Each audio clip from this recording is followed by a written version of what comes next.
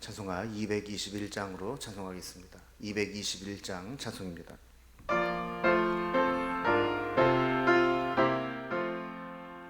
주 믿는 형제들 사랑의 사귐은 전국의 교제 같으니 참 좋은 친교라.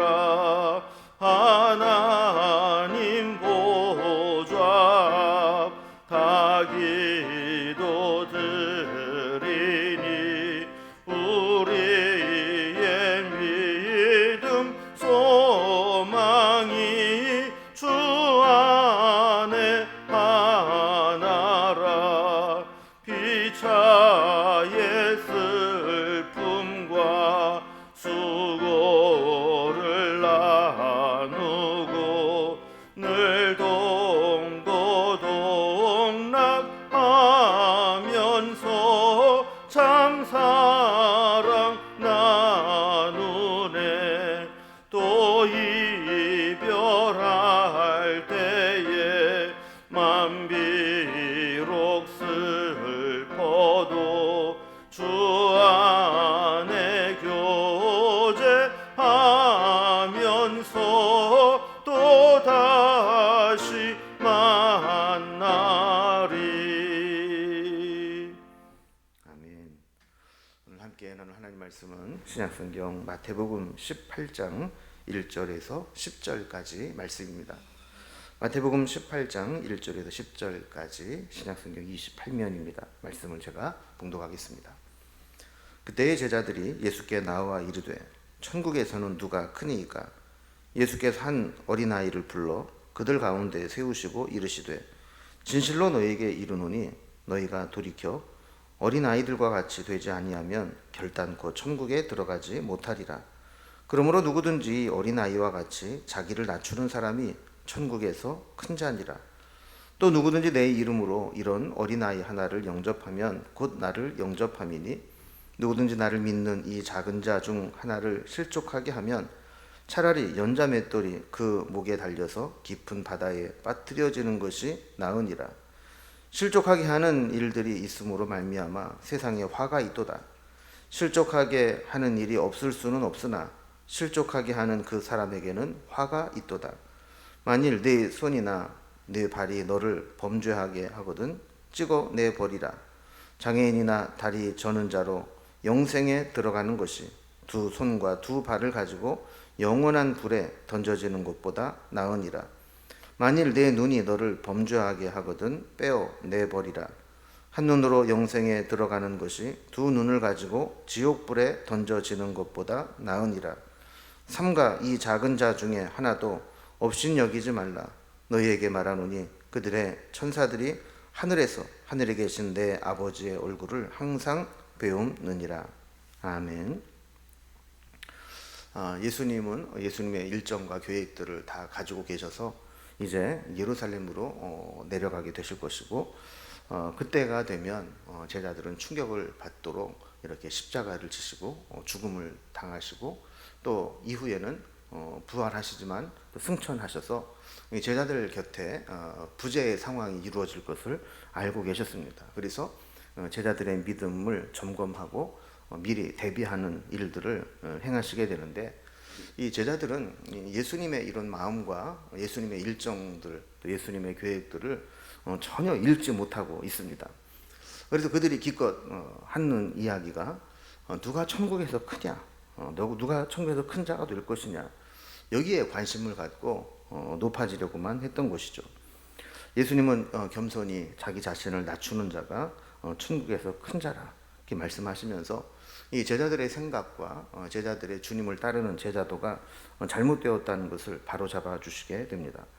그리고 작은 자 하나라도 실족하지 않도록 하는 게 중요하다라고 교훈을 하시죠.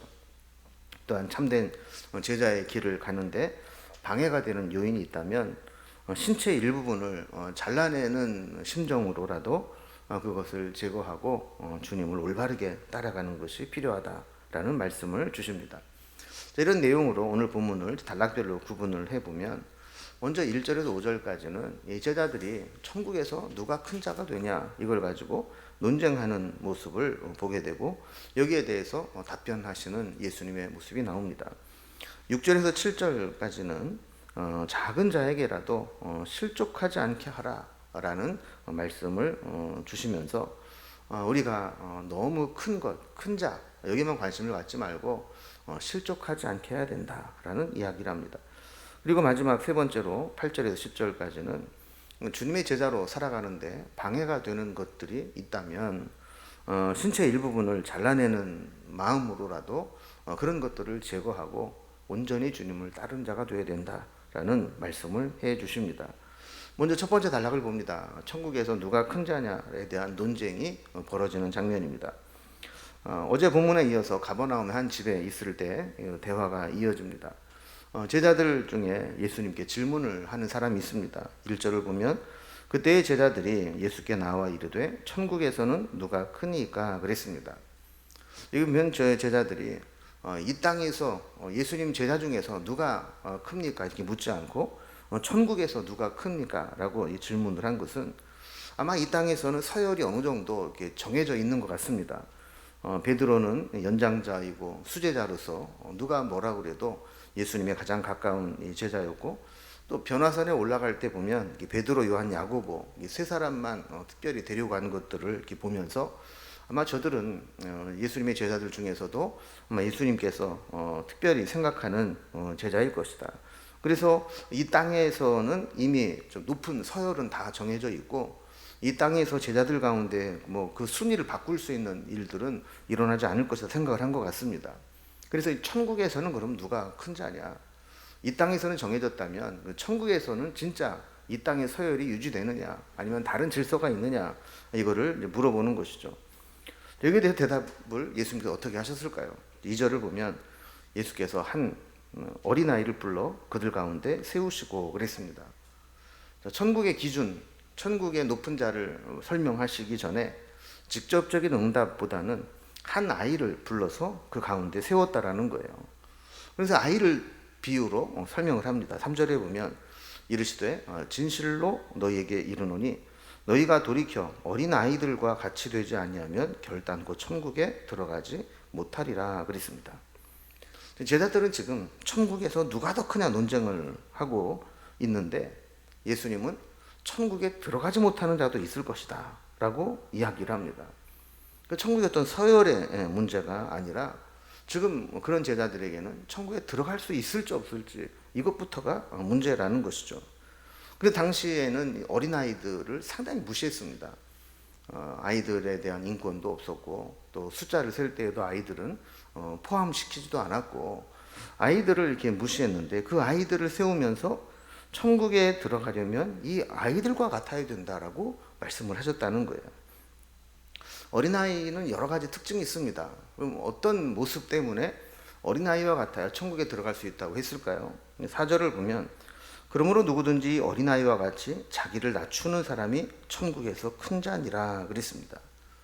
그러니까 어린아이의 여러 가지 모습이 있지만 천국에 들어가는 자세는 어린아이와 같이 자기를 낮추는 사람, 겸손한 사람, 스스로 내려오는 사람, 이 사람이 천국에 들어가게 된다라는 거예요. 세상 사람들은 다 자기를 높이려고 합니다. 가능하면 세상의 서열에서 앞선 서열에 세워지려고 노력을 합니다. 더 높은 곳에 올라가려고 경쟁하고 높이 올라간 사람을 성공이라고 여깁니다. 그러나 천국에서는 거꾸로입니다. 자기를 낮추는 자가 큰 자가 된다라는 것이죠. 그러면서 5절에 보면 또 누구든지 내 이름으로 이런 어린아이 하나를 영접하면 곧 나를 영접함이니 그랬습니다. 요즘은 뭐 아이들이 거의 상전이다 이렇게 말할 정도로 아이들에 대한 애착, 아이들에 대한 존재 가치가 크게 느껴집니다. 그러나 예전에는 어린 아이들은 뭐 그렇게 인정받지 못했죠.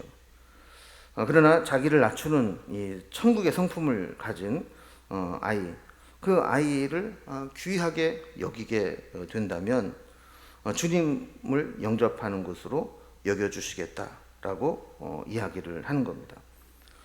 교회는 천국의 모형으로 어느 교회가 진짜 하나님이 기뻐하시는 교회냐, 어느 교회가 천국의 모형이냐 그랬을 때 교회 구성원들이 모두 어린아이와 같이 스스로 자기를 낮추고 서로를 영접해주고 세상의 어떤 서열 매기기나 질서 세우기, 줄 세우기 이런 것을 거부하는 곳이 될 때 그곳은 진짜 천국의 모형이 되는 교회가 된다라는 거예요. 우리는 이 세상에서 성공했다는 소리를 들으며 이미 이 세상에도 큰 자가 되려고 하지만 하늘에서는 하나님이 큰 자로 여겨주시는 사람이 되어야 진짜 큰 자가 되는 겁니다. 여러분, 우리가 이 세상에서 조금 높아지려고, 조금 큰 자로 여김 받으려고 애쓰는 것만큼 우리가 천국에서 큰 자로 여김 받을 수 있도록 스스로를 낮추고 겸손하게 살아가는 것이 더 필요한 것입니다. 우리는 이 세상의 질서, 세상의 서열에 민감한지 아니면 천국에서 큰 자가 되기 위해서 살아가는지 우리의 믿음을 점검해 볼 수 있기를 바랍니다. 두 번째 단락은 이 작은 자라도 실족하지 않게 하라라는 교훈입니다. 세상 사람들은 겸손하고 스스로를 낮추고 조용히 지내는 사람들을 무시하기 쉽습니다. 때로는 그런 사람들을 짓밟고 자기 성공과 성취의 발판으로 삼기도 합니다. 그러나 주님의 제자는 지극히 작은 자라도 그를 실족하게 해서는 안 된다는 겁니다. 이 말씀은 매우 강력한 톤으로 말씀하시는데 어떤 말씀을 하시느냐. 6절에 보면 누구든지 나를 믿는 이 작은 자 중 하나를 실족하게 하면 차라리 연자 맷돌을 그 목에 달려서 깊은 바다에 빠뜨려지는 것이 나으니라 그랬습니다. 로마 시대에 사형을 집행할 때 여러 가지 방법들이 있었는데 그 중에 하나가 수장시키는 것이었습니다. 근데 바다에 던질 때 줄이 풀어진다거나 그래서 살아남는 경우가 있어서 도저히 살아나오지 못하도록 하는 방법 중에 하나로 이 목에 큰 맷돌 같은 돌을 묶어서 함께 빠뜨리는 것입니다. 그럼 돌의 무게 때문에 도저히 빠져나오지 못하고 결국 죽게 되는 것이죠. 중요한 것은 어느 시대든 이 사형에 처하는 죄는 흉악하고 아주 질이 안 좋고 다른 사람들에게 격리시켜야 할 만큼 아주 흉악한 피해를 주는 죄인인 경우가 많습니다. 그런데 이렇게 절대로 살아나오지 못하도록 연자맷돌을 메고 죽여야 되는 그 사람 중에 하나는 바로 작은 자 중에 하나를 실족하게 하는 사람이라는 겁니다. 예수님의 이 비유의 핵심은 그런 거죠. 비록 작은 자처럼 보인다 할지라도 또 어린아이와 같이 스스로를 낮추는 것처럼 보일지라도 그런 사람을 실족하게 한다면 그 심판을 면할 수 없을 정도로 죄가 무겁다는 거예요. 그래서 7절 말씀 보면 실족하게 하는 일들이 있음으로 말미암아 세상에 화가 있도다. 실족하게 하는 일이 없을 수는 없으나 실족하게 하는 그 사람에게는 화가 있도다 그랬습니다. 그리고 우리가 아무리 조심해도 나 때문에 시험에 드는 사람이 생길 수 있습니다. 그리고 나 때문에 상처를 받는 사람이 생길 수도 있습니다. 그래서 어쩔 수 없이 실족하게 만드는 경우가 생길 수 있지만 그때마다 우리가 기억해야 될 것은 작은 자라도 실족하게 하면 그 책임을 감당해야 된다라는 것입니다. 우리는 다른 사람을 이렇게 실족하게 하고 있지는 않은지 세상적인 가치 기준으로 좀 연약해 보인다고 해서 함부로 대하고 있지는 않은지 돌아볼 필요가 있는 것이죠. 세 번째 단락입니다. 세 번째 단락은 이제 제자로 살아가는데 방해가 되는 것들은 제거해야 된다라는 겁니다. 자, 작은 자라도 실족하게 하지 않는 것이 이렇게 중요하다면 우리는 어떻게 하면 실족하지 않게 살아갈 수 있을까요? 8절에 보면 손과 발이 범죄하게 하면 그 손과 발을 찍어버려라 라고 이야기를 합니다. 온전하게 다 가지고 있는 것보다 장애를 가지고 살더라도 천국에 들어가는 것이 낫다라는 것이죠. 9절도 마찬가지입니다. 눈이 범죄하게 하면 눈을 빼어버리라 라는 겁니다. 자, 이렇게 신체의 일부분을 잃어서 장애를 가지고 살아간다 할지라도 온전한 몸을 가지고 지옥과 영벌에 빠지는 것보다는 이런 일부분을 잃어버리더라도 천국의 영생에 이르는 것이 낫다라는 것입니다. 10절에 보면 삼가 이 작은 자 중 하나라도 없이 여기지 말라. 너에게 말하노니 그들의 천사들이 하늘에 계신 내 아버지 얼굴을 항상 배움느니라 그랬습니다. 천국은 이 세상의 질서와 관념이 통하는 곳이 아닙니다. 우리가 이 세상에서 없인 여길 수 있는 작은 자가 하늘에서는 하나님께서 귀하게 여기는 사람일 수 있습니다. 우리가 작은 자라고 무시했던 사람이라 할지라도 그의 천사가 하나님의 얼굴을 항상 배웠고, 우리가 무시했던 자가 당했던 일들을 하나님께 다 고할 수 있기 때문에 우리는 작은 자처럼 보인다 할지라도 그들을 함부로 대하거나 무시해서는 안 된다는 거예요. 우리는 이 세상의 가치관을 포기할 수 있어야 됩니다. 이 세상은 서로 비교하고 경쟁하고 또 상대적으로 서열을 매기고 높은 자리에 올라가겠다고 하는 가치관을 가지고 살아갑니다. 주님의 제자들, 믿음의 사람은 이런 세상적인 가치관을 버립니다. 어린아이와 같이 낮아지고 겸손하고 섬기는 사명을 감당하게 됩니다. 지극히 작은 소자라도 상처를 주거나 실족하지 않도록 늘 조심하고 우리 언행심사를 살펴야 합니다. 때로는 내가 실족하게 한 사람이 내 가족일 수 있습니다. 내 자녀일 수 있습니다. 또 내 주변에 나와 매우 가까운 사람일 수도 있습니다. 요즘 현대인들은 기분 나쁘면 천국도 안 간다라는 말이 있지 않습니까? 만약에 나 때문에 마음이 다치고 나 때문에 믿음을 포기하고 나 때문에 천국에 들어가지 못하는 자가 있다면 그 책임에서 자유롭다 할 수 없다라는 것이죠. 여러분, 상처를 준 사람은 잊어버립니다. 내가 얼마나 큰 상처를 줬는지 잘 모릅니다. 그러나 상처를 받은 사람은 그 상처, 가시 때문에 평생을 힘들어할 수도 있습니다. 또 나는 늘 피해자라고 생각하지만 뜻하지 않게 내가 가해자가 될 수도 있고 상처를 주고 실족하게 한 자가 될 수도 있습니다. 가만히 보면 이 교회에는 가해자는 없고 피해자만 있는 것 같습니다. 내가 누구에게 상처를 준 것 같다고, 너무 내가 마음이 아프다고 이렇게 이야기하는 사람 별로 없어요. 대부분은 다 내가 누구 때문에 상처받았다, 내가 누구 때문에 시험에 들었다, 내가 누구 때문에 지금 힘들어 죽겠다, 이렇게 다 피해자 의식만 가지고 있는 것이죠. 내가 상처를 주었다고 회개하는 사람은 없지만 모두가 나는 피해자다라고 말하고 있는 넌센스가 벌어지고 있는 겁니다.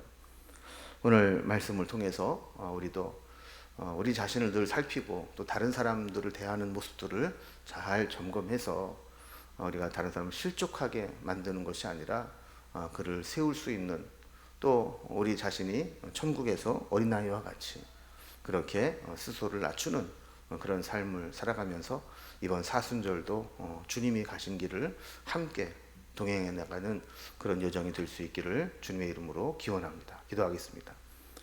하나님 아버지, 오늘도 말씀을 통해서 주님을 따르는 자세가 어떠해야 하는지를 깨우쳐 주시니 감사합니다. 천국에서 누가 더 큰 자냐, 이것을 가지고 논하고 또 이 세상에서 높아지려고 할 것이 아니라 정말 어린아이와 같이 낮아진 심정으로 살아가게 하시고 또한 다른 사람들을 실족하게 만드는 일이 없도록 인도하여 주시기를 원합니다. 나도 모르는 사이에 부지불식간에 상처를 주고 아픔을 주고 또한 시험에 들게 하는 일이 없도록 우리의 언행심사를 잘 살피고 지킬 수 있도록 인도해 주시옵소서. 오늘도 주님 가신 길을 묵묵히 따라가며 주님을 배우고 주님과 동행하는 삶을 살아갈 수 있도록 지켜주시고 인도해 주시기를 원하며 예수님의 이름으로 기도드리옵나이다. 아멘. 각자의 기도 제목들로 자유롭게 기도하시겠습니다.